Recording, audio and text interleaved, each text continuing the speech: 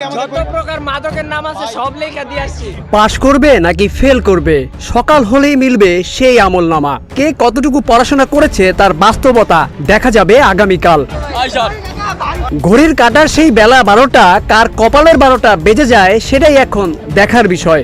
বই পড়েছিল নাকি শিক্ষামন্ত্রীকে নিয়ে গবেষণায় ব্যস্ত ছিল, এটাই কাল বোঝা যাবে। মিলন আমাদেরকে বলে নকল আর হবে না, কিন্তু মিলন নিজেই নকল করে, এটা দেখেন আপনারা। নকল আর হবে না। মিলন নকল করতে দেখেই তো বিএনপি ফেল করছিল, এটা হইতে গেছে গা।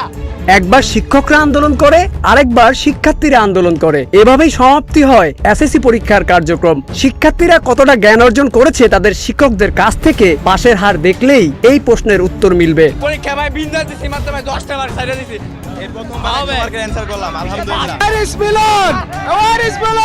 শিক্ষামন্ত্রী আমাদের পরীক্ষার দিকে নজর বেশি না দিয়ে মাদকের দিকেও দেখতে হবে যেন এলাকায় মাদকটা কমে।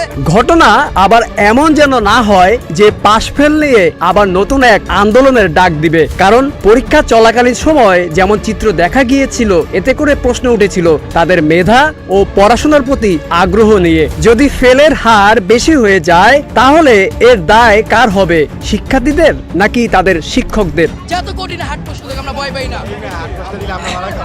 মিলন স্যার যেমন বলছে তেমন গার্ড হয়েছে, অনেক কড়াকড়ি, কেউ কোনো চুরি চামারি করতে পারে নাই। আমরা মিলন স্যারের পক্ষে আছি। অনেকে বলে থাকে পড়াশোনার থেকে সামাজিক যোগাযোগ মাধ্যমে বেশি সময় দেয় বর্তমান শিক্ষার্থীরা। এই বিষয়টিও উড়িয়ে দেওয়া যায় না।